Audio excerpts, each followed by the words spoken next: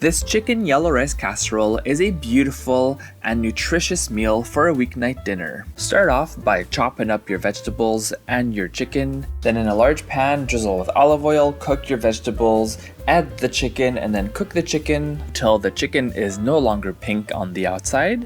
And then add your chili powder and your garlic powder and some salt and mix it in. Take your 9x13 baking dish, pour the chicken broth in the dish, and then sprinkle your turmeric powder in the chicken broth and use a whisk to dissolve it and make sure it's nice and mixed through. Sprinkle your rice evenly in the bottom of the baking dish, and then take your veggie and chicken mixture and gently place it on top of the rice without disturbing the rice too much.